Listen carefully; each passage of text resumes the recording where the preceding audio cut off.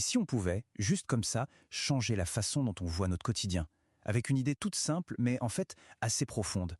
C'est ce qu'on va explorer ensemble aujourd'hui en se penchant sur ce qu'on appelle l'art de romantiser sa vie. Tout part d'une autre question, une question un peu surprenante. Et si le film, s'il avait déjà commencé? Attention, on ne parle pas d'un blockbuster hollywoodien, mais d'une histoire bien plus authentique, la sienne. Avec ses moments calmes, ses rebondissements, et voilà, c'est vraiment de là que tout part.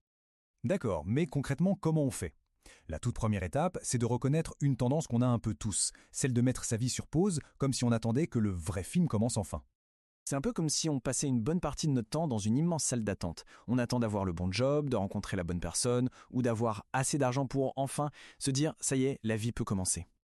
Et on attend quoi, au juste? Et bien souvent, ce sont des choses qui viennent de l'extérieur.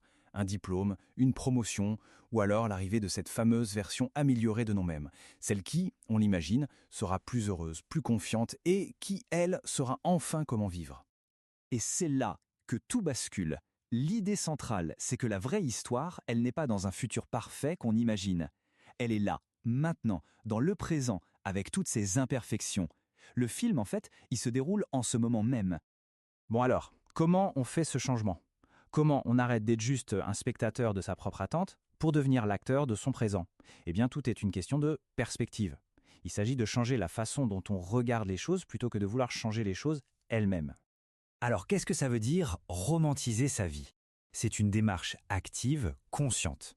Il ne s'agit pas de changer les événements, non, mais de changer la caméra avec laquelle on les regarde. Un exemple tout bête, la vaisselle. Au lieu de la voir comme une corvée, on peut choisir de la voir comme un petit moment de méditation, en se concentrant sur l'eau chaude. La beauté, elle était déjà là en fait. Et attention, c'est super important de clarifier un point. Romantiser sa vie, ce n'est pas de la positivité toxique. Ça ne veut pas dire faire semblant que les problèmes n'existent pas du tout. C'est plutôt choisir de faire la mise au point sur autre chose. Transformer une habitude en rituel par exemple, ou juste trouver de la valeur dans un petit moment qui, sinon, serait passé complètement inaperçu. Allez, prenons un exemple très simple pour que ce soit bien clair. Une habitude que des millions de personnes ont chaque jour, la plupart du temps sans même y penser une seconde. Le café du matin. Au lieu d'être juste une dose de caféine qu'on avale en vitesse, il peut devenir une vraie scène. Un moment un peu plus lent, un rituel où on prend quelques secondes pour soi, pour respirer, avant que la journée ne démarre vraiment. L'acte est exactement le même, mais c'est l'intention qui change absolument tout. Et ça, c'est une super manière de se créer une atmosphère. Une simple marche dans la rue, on peut la voir comme un long plan séquence. La musique dans les écouteurs, ce n'est plus un simple fond sonore, ça devient la bande originale de la scène. C'est une façon de donner, avec un tout petit peu d'imagination, une dimension presque cinématographique à l'ordinaire. Maintenant, on arrive au cœur du sujet. Parce que si la vie est un film, alors il y a forcément un personnage principal. Et ce personnage, c'est soi. C'est vrai que depuis tout petit, on nous apprend surtout à réussir, à être performant, mais on nous apprend rarement à être bienveillant envers nous-mêmes, surtout quand ça ne va pas. Par exemple, au lieu de se critiquer pour une erreur, on peut se dire que c'est juste une scène du film où le personnage apprend et grandit. Et ce qui est vraiment important de comprendre, c'est que cette philosophie s'applique aussi à l'image qu'on a de soi. Il s'agit de s'apprécier en tant que personnage principal, même et surtout dans les moments de doute ou de lenteur. Après tout, les films les plus touchants, c'est rarement ceux où l'héros est parfait du début à la fin, non? Et c'est ça l'idée centrale. Dans son propre film, on n'est pas un personnage secondaire qui attend son tour dans un coin. On est au centre de l'histoire. Chaque jour, même le plus banal, fait partie de l'intrigue. La simple présence suffit à donner du sens. Ok, alors au quotidien, ça donne quoi? Voyons comment cette philosophie peut vraiment transformer l'expérience de tous les jours en aidant à trouver de la joie et du sens dans les toutes petites choses. Encore une fois, c'est un choix actif. Il s'agit de prendre des situations qu'on subit souvent passivement et de décider de les voir sous un autre angle. Tiens, un embouteillage par exemple. Au lieu de le voir comme une pure source de frustration, on peut le voir comme une occasion inattendue d'écouter un podcast ou juste de profiter du silence. Pensez-y. La solitude qu'on peut subir, elle peut être transformée en un espace de repos qu'on choisit. Le silence, qui peut être angoissant, peut devenir un moment de clarté. Et les petits pas, qu'on a tendance à juger comme insuffisants, on peut enfin les voir pour ce qu'ils sont, une progression.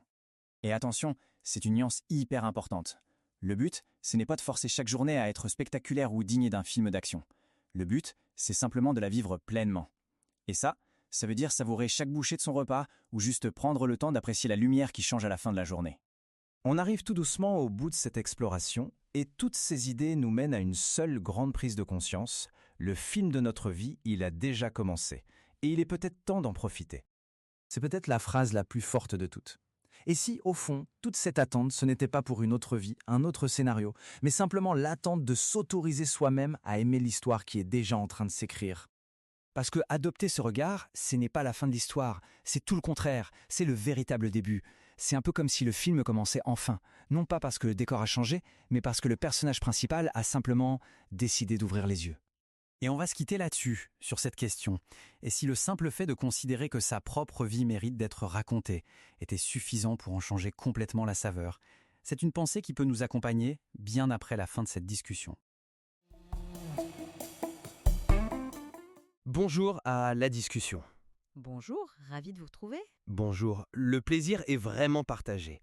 Aujourd'hui, on se penche sur un concept qui gagne, pas mal en popularité, une philosophie de vie tirée de nos documentaires, romantiser sa vie. L'idée fondamentale, c'est d'aborder son quotidien avec l'œil d'un réalisateur, de trouver une valeur presque esthétique dans les moments les plus ordinaires. Et ça nous amène directement à la question centrale de notre échange. Est-ce que cette approche est au fond un outil psychologique pertinent pour cultiver la gratitude, une sorte de pleine conscience appliquée, ou au contraire, est-ce que ça ne représente pas une fuite un peu sophistiquée, un risque de déni, où l'on préfère, disons, esthétiser ses problèmes plutôt que de les affronter de front? Je soutiendrai la première option. Pour moi, c'est un outil puissant et surtout accessible pour réenchanter le présent et se regarder avec plus de bienveillance. Et je défendrai l'idée que cette philosophie, malgré ses intentions que je reconnais louables, peut mener à une forme assez subtile d'auto-illusion, nous éloignant d'un engagement authentique et parfois rugueux avec la réalité. Bon, pour commencer, il me semble absolument crucial de clarifier un point que le texte lui-même souligne d'emblée. Il ne s'agit pas de nier la réalité. La phrase « ce n'est pas dire que tout va bien quand ce n'est pas le cas » est à mon sens une mise en garde essentielle. L'exercice, ce n'est pas de se mentir à soi-même. C'est de changer la caméra, de déplacer volontairement le focus. C'est un acte délibéré de recentrage sur la beauté ou la signification de détails que notre routine nous fait complètement ignorer. Je veux bien vous l'accorder sur le principe. L'intention est claire, oui, mais est-ce que ce n'est pas précisément dans le choix des mots, dans cette métaphore cinématographique, que le problème réside? En parlant de caméra, de scène, de bande originale, est-ce qu'on ne crée pas d'emblée une distance, une sorte de filtre entre soi et l'expérience vécue? Je ne vois pas ça comme une distance, mais plutôt comme une intensification de l'expérience. Prenons l'exemple tout simple du café matinal. Pour beaucoup, c'est un geste mécanique, fait en pensant déjà à la journée. La pratique qu'on nous propose le transforme en, et là je cite, un rituel, une scène lente, un moment où tu te choisis. Ce n'est pas se regarder de loin, c'est au contraire habiter pleinement ce moment, lui donner une texture, une importance. C'est une forme très active de présence. Mais est-ce que c'est vraiment une présence à l'expérience elle-même ou une présence à la narration que l'on construit autour de cette expérience? C'est ça ma question. Quand on fait de son café un rituel, est-ce qu'on apprécie encore simplement la chaleur de la tasse, l'amertume du breuvage, ou est-ce qu'on s'observe en train d'apprécier ce moment, un peu comme un acteur qui jouerait une scène pour un public interne? Je crains qu'on ne glisse en fait d'une expérience directe à une méta-expérience, où l'on devient le spectateur esthète de sa propre vie. Attendez, quand vous parlez de distance artificielle, n'est-ce pas le propre de toute démarche d'introspection? Analyser ses émotions, ses sensations, ça demande forcément un petit pas de recul. Cette méthode ne fait que donner un cadre, disons, poétique à cette introspection. Elle encourage la compassion envers soi, surtout dans les moments de doute. Le texte suggère que les histoires les plus touchantes, ce sont celles où le personnage continue malgré l'incertitude. C'est une invitation à se traiter avec la même indulgence qu'on aurait pour un protagoniste de film, au lieu de l'autocritique sévère qu'on s'inflige si souvent. Pour moi, c'est un acte d'authenticité radicale que d'apprendre à aimer la vie que tu as déjà, et ça passe par apprendre à l'observer avec un regard plus aimant. Je vois l'argument de la bienveillance, mais je reste très sceptique sur celui de l'authenticité. Le vocabulaire de l'artifice me semble trop prégnant. Transformer, comme le propose le texte, la solitude en espace de repos et le silence en clarté. C'est une très jolie formule. Mais qu'est-ce qu'on fait d'une solitude qui est cliniquement douloureuse, d'une angoisse existentielle? Le simple fait de la renommer, de la recadrer esthétiquement, n'est-ce pas une forme d'évitement? On frôle ici ce que certains appellent la positivité toxique, où l'injonction au bien-être devient un moyen d'invalider une souffrance légitime, qui peut-être aurait besoin d'être affrontée et pas juste redécorée.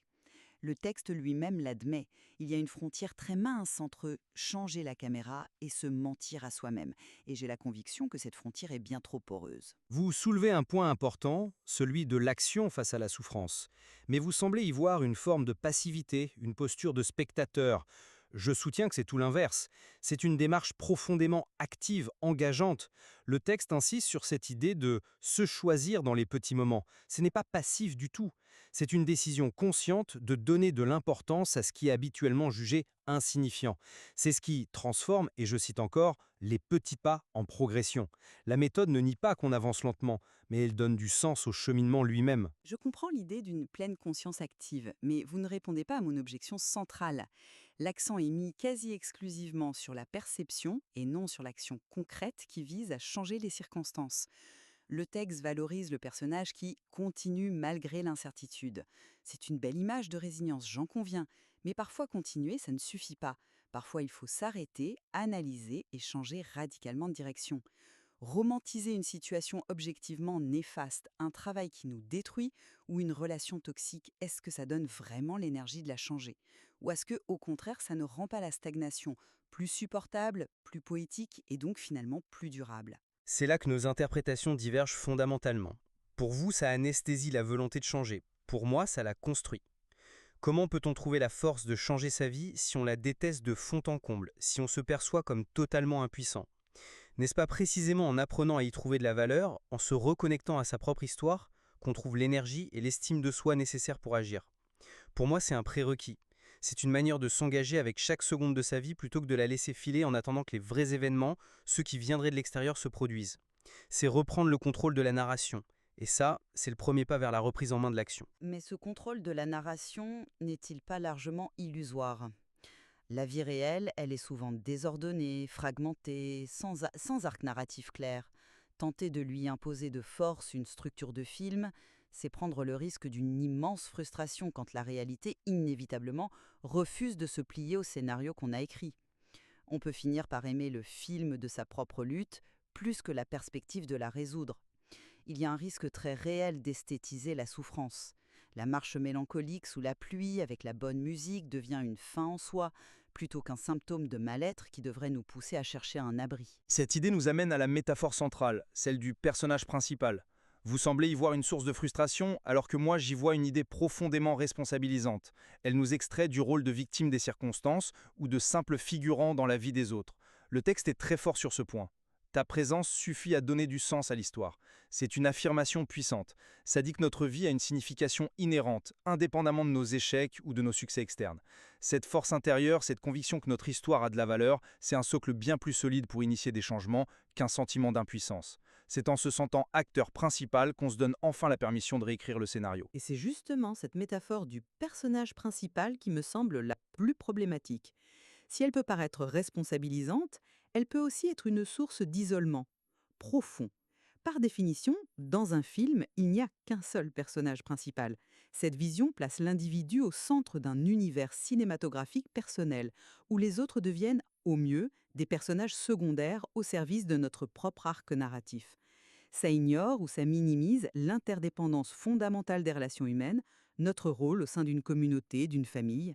La vie n'est pas un film solo, c'est une pièce de théâtre avec une troupe où chacun est le héros de sa propre histoire. Mais il n'y a pas de contradiction.